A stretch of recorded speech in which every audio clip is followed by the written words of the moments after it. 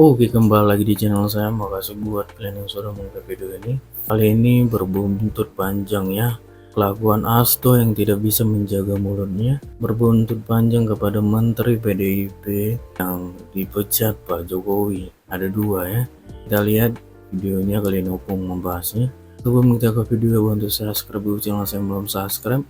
Tidak tunggu lama, kita ke video langsung. Let's go. Hari ini Presiden Joko Widodo resmi melakukan reshuffle terhadap kabinetnya. Dan tahu nggak kalian, dari 7 menteri peninggalan PDIP, 2 dicopot. Ya. Sekarang sisa 5 menteri. Ya. Jadi yang dicopot itu adalah Yasona Lauli, Menteri Hukum dan HAM. Yang kedua adalah Menteri ESDM, ya Arifin Tasrif. Sama-sama lahan bahasa ini. Lahan bahasa, Wak. Lahan bahasa ya. Lahan bahasa yang dicopot. Itulah kau toh. Kau pula toh. Ngoceh aja kerjamu. Iya. Kalau nggak ngoceh fitnah. Iya. Lihatlah sekarang kan hasilnya kan. Sekalinya kau ngoceh. 2 menteri langsung dicopot. Ngoceh lah dulu kau 3 kali lagi biar dicopot sama menterimu itu. Iya. Makin sering makin banyak ya. Itu dia. Jadi kemarin waktu Hasto menyebarkan fitnah tentang Bapak Presiden Joko Widodo, ya, itu staf khusus kepresidenan itu Grace Natali itu mengatakan bahwasanya ya udah kalau misalnya kayak gitu omongan kalian ya sudah cabut aja, ya tarik semua menteri dari kabinet kan begitu. Ya memang iyalah kalau memang sudah tidak ada lagi kepercayaan terhadap presiden, kenapa nggak ditarik dari kemarin-kemarin? Gampang kok nyarinya. Betul. Gampang kan begitu. Begitu Grace Natali mengeluarkan statement seperti itu, tahu enggak siapa yang memberikan respon? Deddy Sitorus. Dengarkan dulu ini. Grace Natali memerintahkan, tanda kutip, supaya PD Perjuangan menarik kadernya dari kabinet Presiden Jokowi. Grace, ingat, Pak Jokowi itu dilahirkan dari rahim PDI Perjuangan dari mulai wali kota, gubernur, sampai presiden 2 periode. Kita tidak menarik kader dari kabinet Pak Jokowi, meski beliau mengkhianati PDI Perjuangan. Karena komitmen kita yang melahirkan Jokowi berserta semua program-programnya. Kami berkomitmen menjaga hingga akhir pemerintahan. Kecuali Pak Jokowi sudah tidak butuh. Jadi Anda ngomong sama Pak Jokowi kalau mau narik, ya. Kalau mau memecat, menyingkirkan, tidak masalah. Itu baru beradab, gitu loh. Kami tetap menjaga adab. Yang tidak menjaga adab itu namanya biadab, gitu. Nggak ada persoalan ditarik. Emang kita butuh banget jabatan menteri kayak lo. Udah kalian dengar kan? Udah kalian dengar? Iya kan? Emang kami butuh sama menteri. Kenapa komplain kalau diberhentikan? Lagian kau pula, ngapain kau lawan-lawan perempuan? Bikin malu aja kau. Aduh. Dan juga tahu ndak kalian, ya, berkembang berbagai macam spekulasi. Kenapa dalam waktu 2 bulan lagi akan mengakhiri masa jabatannya, presiden itu melakukan reshuffle, ya. Itu menjadi sorotan dari para politisi yang ada di PDIP, termasuk Deddy Sitorus tadi yang melawan perempuan tadi.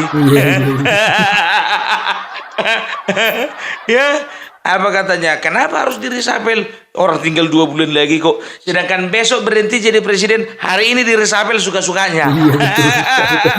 Jadi kok yang repot? Begitu menteri tetap nongkrong di situ, dinyinyirin. Disuruh tarik nggak mau tarik. Begitu di-reshuffle komplain. Apa mau kalian? Toh fitnah lagi toh, fitnah. Biar 2 minggu di-reshuffle lagi toh. Jadi biar tahu kalian, ya. Jadi yang di-reshuffle itu ada beberapa orang. Yang pertama itu Yasona Lauli itu digantikan oleh kadernya dari Gerindra, ya, dari Gerindra.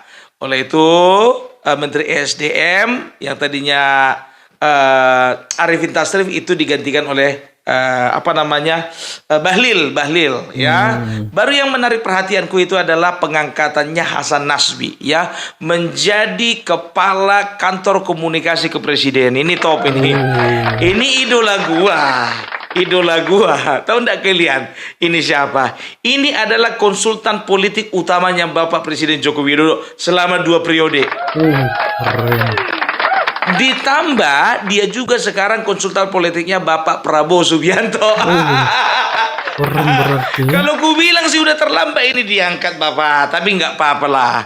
Ya ini adalah sinyal kepada Bapak Prabowo bahwasanya ini anak jangan dikemana-manain. Betul. Anak emas. Itu ya iyalah.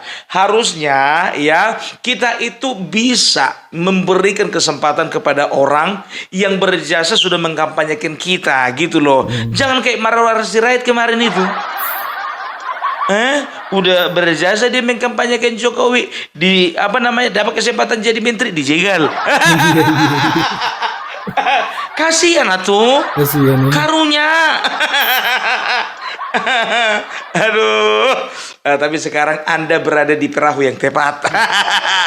Bang Marwarar mantap Bang Marwarar ya kan. Kalau ku jamin ini Bang Marwarar di pasti masuk jadi menteri. Kalau sekarang udah nggak ada lagi perlu tanya-tanya sama Ibu Kitum. Orang presidennya Kitum. Iya. Kemarin kan karena Ibu Kitum itu mak ditantang 10 tahun Wak. 10 tahun bayangkan kalian. Kepingin kali dia jadi menteri. Apa salahnya kepingin ya kan? Tapi dijegal terus. Harus begitu dong. Jadi kalau orang kerja itu dapat upah. Iya.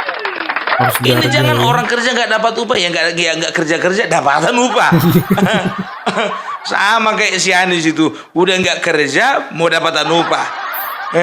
Disuruh PKS dia mencari kursi bela bantuan dari partai lain nongkrong dia entah di mana-mana. Makanya nggak dapat upah kan. Aduh, iyalah, cuman satu yang bisa ku bilang, upahmu besar di surga. Aduh, tapi ini reshuffle ini memang mengagetkan gitu ya. Enggak sih, enggak mengagetkan. Kemarin-kemarin sudah ada memang bisik-bisik ya kan. Cuman aku kurang setuju dengan pernyataan Deddy Sitorus ini. Dengarkan kalian lah dulu ya. Presiden Jokowi akhirnya mengganti Menteri Hukum dan HAM, Profesor Yasona Lauli dari kursi Menteri Hukum dan HAM 2 bulan menjelang berakhirnya kekuasaan Jokowi. Etikanya sih hampir tidak ada presiden yang melakukan penggantian terhadap menteri 2 bulan menjelang lengser karena tidak banyak lagi yang bisa dilakukan, kecuali menteri itu bermasalah. Persoalannya kemudian kenapa Jokowi memaksakan mengganti 2 bulan sebelum lengser itu? Kalau saya melihat ini adalah upaya Jokowi untuk memperkuat posisinya dan menjaga dinastinya 5 tahun ke depan 2024 sampai 2029. Ini cara Pak Jokowi meleverage gitu ya, menaikkan posisi tawarnya. Jadi apa di balik itu? Yang saya dengar agenda utama mereka adalah satu, mengganti Undang-Undang MD3. Dengan mengganti Undang-Undang MD3, maka apa yang selama ini menjadi aturan bahwa partai yang memenangkan suara kursi terbesar itu menjadi ketua atau pimpinan di lembaga legislatif, baik DPR RI, provinsi maupun kabupaten kota. Dengan mengubah MD3, maka kecurigaan saya nih Golkar bisa menjadi ketua DPR RI lalu menduduki secara maksimal kursi-kursi pimpinan di setiap komisi maupun alat kelengkapan dewan. Dengan begitu Golkar menjadi sangat kuat dan Pak Prabowo nanti kalau jadi presiden harus berhitung untuk bagaimana supaya dia bisa bernegosiasi dengan Pak Jokowi. Yang kedua, saya melihat bahwa dengan mengubah itu, tentu kader-kader Golkar yang akan banyak mendapatkan posisi-posisi di lembaga legislatif itu. Jadi everybody happy, tidak ada konflik internal di Partai Golkar. Analisa saya begitu. Ada lagi alasan yang saya dengar bahwa penggantian itu juga untuk memastikan partai-partai yang tidak berada di dalam koalisi Indonesia Maju itu tunduk dan manut pada kekuasaan. Karena apa? Partai-partai ini harus melakukan kongres, munas, maupun muktamar untuk memilih pengurus baru periode 2024 sampai 2029. Nah, mereka itu sah atau tidaknya partai-partai itu ditentukan oleh keputusan di Menteri Hukum dan HAM. Jadi kalau mereka nggak manut, bisa-bisa nggak ikut pilkada. Kan gitu. Atau mereka jadi nggak sah. Sehingga gampang diambil alih orang. Dengan begitu mereka terpaksa mau tunduk pada apa yang diinginkan oleh kekuasaan, terutama oleh Pak Jokowi tentunya. Kan kira-kira itulah tuduhan atau rumor yang banyak berkembang di tengah-tengah masyarakat. Jadi ini murni political game. Ada 3 tujuan yang mau dicapai oleh Pak Jokowi. Pertanyaannya, loh kan Menteri Kumhamnya diganti dengan orang Gerindra. Lah iya tinggal 2 bulan. Tetapi kan mereka nggak bisa apa-apa juga. Karena itu tentu kemauan presiden kan untuk menunjuk. Nggak mungkin juga nolak gitu. Jadi sekarang partai-partai ini berada di bawah kekuasaan penuh mutlak dari seorang Jokowi. Dan itu tidak terjadi pada pemerintahan manapun sepanjang sejarah Republik Indonesia. Kerenlah Pak Jokowi, ya sudah mau habis masa jabatan juga tanpa fondasi etis, moral, teknis, birokratis yang benar, mengganti menteri-menteri untuk tujuan-tujuan politiknya supaya nanti presiden terpilih harus mendengar bernegosiasi dengan Jokowi untuk mengamankan dinastinya. Itu menurut pendapat banyak orang. Saya kira itu ya. Terima kasih. Kita lihat aja nanti bagaimana ujungnya. Merdeka. Udah kalian dengar kan? Nggak di situ urus namanya kalau nggak nyinyir. Biasa itu. Ini lagi momennya dia. Orang dekat Hasto dia ini. Tahu lah gua. Makanya sakit kali hatinya begitu si Hasto diganggu-ganggu. Dipanggil ke KPK ya kan. Nggak taunya istri si Hasto udah menitipkan istrinya. Istrinya keluarganya. Kepada Deddy Sitorus. Itu artinya apa? Mereka itu punya chemistry hubungan yang sangat dekat. Ya itu gimana coba kasih tahu dulu. Si Hasto kemarin kan fitnah presiden. Tanggapanmu apa, Deddy? Bikinlah dulu, sampai sekarang belum ada klarifikasimu. Gimana? Jadi itu dia tadi, ya kan, video itu menyatakan bahwasanya ada 2 kemungkinan katanya. Yang pertama, ya dia Presiden Joko Widodo merubah atau mereshuffle, mengganti Menteri Hukum dan HAM itu karena apa? Karena Presiden Jokowi ingin mengintervensi, akan merubah Undang-Undang MD 3 yang akan membuat posisi Golkar itu di atas, ya, yang akan membuat posisi Golkar itu, ya, notabene mereka itu tidak akan lagi suara terbanyak di parlemen, akan menjadi ketua DPR, tapi berdasarkan suara terbanyak. Itu menurut Deddy Sitorus. Iya, menurut Deddy Sitorus itu, ya kan? Kemungkinan kalau dikatakan kemungkinan bisa jadi. Bisa jadi. Tapi sekarang, ya kan, mau Yasona Laoli, mau bukan Yasona Laoli, kalau memang ada seperti itu bisik-bisik dari presiden, ya manut aja, namanya menteri. Kenapa harus diganti? Kalau memang cuman itu alasannya gitu loh, ya kan? Itu yang pertama. Baru yang kedua, dia mengatakan bahwasanya nanti setelah tahun 2024 ini, partai-partai itu akan melaksanakan munas dan juga muktamar. Nah, siapa-siapa ketua umum yang tidak sesuai dengan keinginan penguasa, maka Menteri Hukum tidak akan mengeluarkan izinnya. Itu pendapat Deddy Sitorus. Masalahnya sekarang, bro, satu-satunya partai yang di luar daripada koalisi pemerintahan hanya partaimu. Gitu loh, iya kan? Jadi kalau misalnya berbicara Perindo, berbicara PKB, berbicara PKS, berbicara Demokrat, semuanya itu aman. Itu dia, Munasmu yang nggak aman. Tapi nggak mungkin nggak aman lah, pasti aman lah. Kan kemarin itu apa kata Bapak, kata Ibu Megawati kan, sebetulnya saya ini udah punya cicit loh. Saya pengen apa namanya, pengen ngomong cucu aja. Ya pengen santai. Tapi begitu saya mendengarkan bahwasannya ada yang ingin merebut kekuasaan, merebut kursi ketua umum, maka saya mengajukan diri akan jadi ketua umum lagi. Bilang aja masih enak. Intinya masih enak itu aja. Nggak usah banyak kali cerita. Jokowi nggak minat sama partaimu. Jokowi terlalu hina hanya untuk mengambil partaimu. Nggak ada itu. Dari berapa tahun yang lalu, Hasto katakan apa? Mulai dari awal 2019, Jokowi sudah mengagendakan untuk merebut kursi ketua umum. Mana? Udah 5 tahun. Hasto ini memang keterlaluan muncungnya ini. Ngeri kali coba, iya kan? Itu dia, iya kan? Wah, kalian kembangkan lagi. Jokowi menginginkan 3 periode. Nanti ku buka siapa yang pertama kali yang menggaung-gaungkan 3 periode biar tahu kalian. Udahlah, kalau masih enak kursi gitu, udah enak gitu aja. Nggak usah alasan cicit lah, buyut lah, anak lah, keponakan lah, nggak perlu suka-sukamu, partai-partaimu. Itu kan bukan kayak Golkar, partai gotong royong, enggak. Itu kan partai keluarga. Udah, atur aja sakarapmu. Kapan kalian munas? Aduh, itu dia ya. Jadi mau berusaha pula si Dedi tadi memecah belah. Katanya apa? Ya hati-hati Bapak Prabowo ya.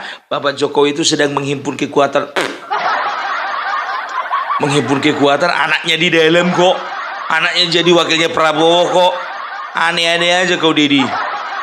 Nggak ada yang berbobot. Ku tengok kau ketua di apa namanya? Ketua DPP kau. Iya kan? Ketua DPP kan. Tapi sedang kali itu analisamu memecah belah, mengadu domba. Tapi masih mending lah daripada memfitnah ya kan. Kau ajari dulu sekjen kalian itu. Coba tengok dulu, rajin-rajin gitu, tengok video-video lama gitu loh.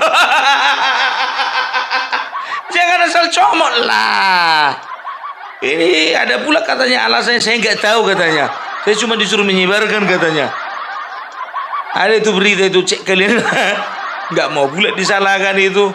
Briefing dulu.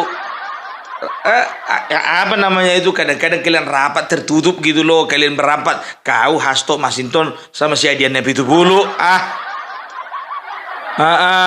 ya ajar-ajar dulu, maklum lah udah tua itu. Enggak sorry lah ya kalau aku sebut nama ya, kan kita satu merek ya, peace ya. Iya, jangan ketika kalian berseberangan dengan pemerintah nyinyir kalian itu banyak gitu, tapi waktu kalian masih lagi enak-enaknya aja diam kalian, bungkam. Mau saingan ya sama Amin Rais.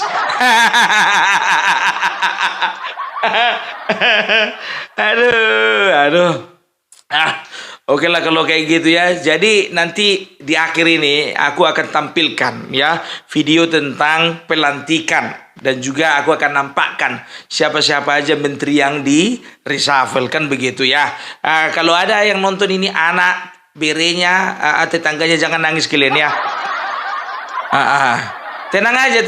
Kalau untuk PDIP masih ada 5. Yang pertama itu Pramono Anung, dia itu sekretaris kabinet. Baru yang kedua itu Tri Risma hari ini, dia itu menteri sosial. Baru yang ketiga itu ada Teten Mas Duki, menteri koperasi. Keempat itu ada Bintang Bintang Puspayoga, menteri pemberdayaan wanita dan juga perlindungan anak. Baru yang kelima itu ada Azwar Anas, Menpan RB ya. Jadi tenang aja, masih ada 5. Ingat itu Hasto ya, nyinyir kau dicopot itu 2.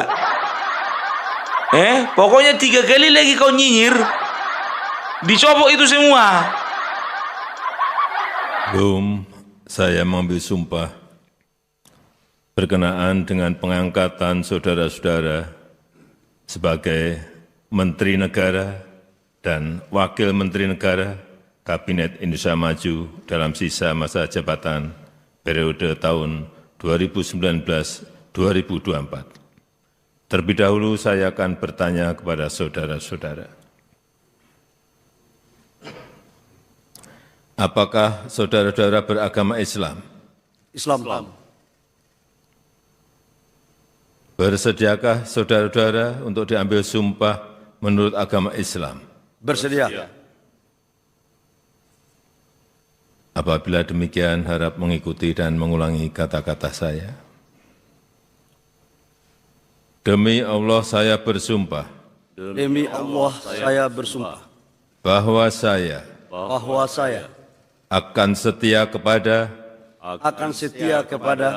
Undang-Undang Dasar Undang-Undang Dasar Negara Republik Indonesia Negara Republik Indonesia tahun 1945 tahun 1945 serta akan menjalankan segala peraturan perundang-undangan dengan seluruh-seluruhnya demi dharma bakti saya kepada bangsa dan negara, bahwa saya dalam menjalankan tugas jabatan akan menjunjung tinggi etika jabatan, bekerja dengan sebaik-baiknya, dengan penuh rasa tanggung jawab. Rohaniwan dimohon kembali ke tempat semula. Persiapan penandatanganan berita acara. Kepada Saudara Bahlil Lahadalia sebagai Menteri Energi dan Sumber Daya Mineral dimohon menuju meja penandatanganan.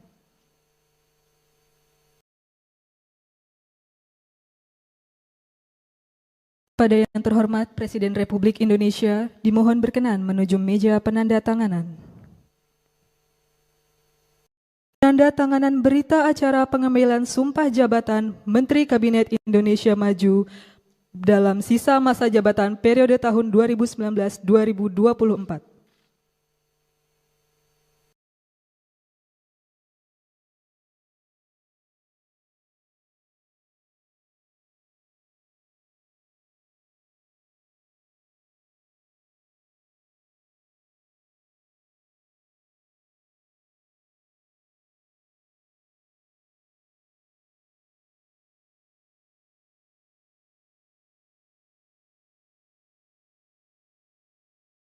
Selanjutnya, Saudara Supratman Andi Aktas sebagai Menteri Hukum dan Hak Asasi Manusia.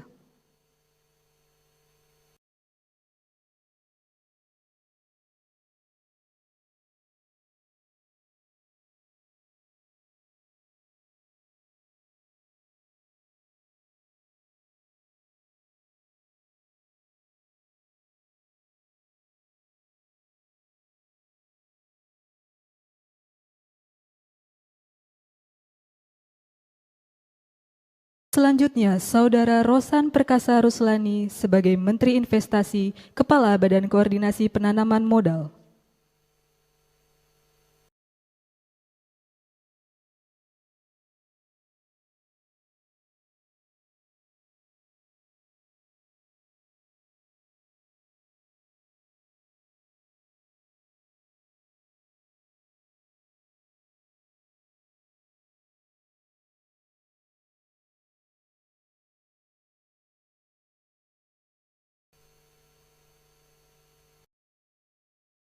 Selanjutnya, Saudara Angga Raka Prabowo sebagai Wakil Menteri Komunikasi dan Informatika.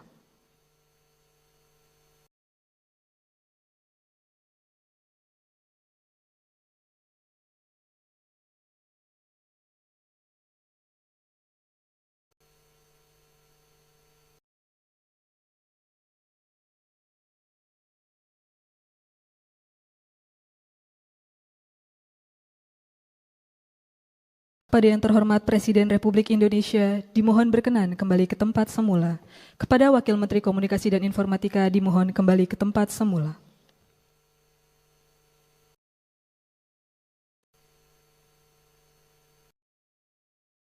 Oke, itu ya video dari Opung terkait Hasto yang tidak bisa menjaga mulutnya. Akhirnya dua menteri dari PDIP dipecat Pak Jokowi ya. Ya, gimana menurut kalian, coba di bawah.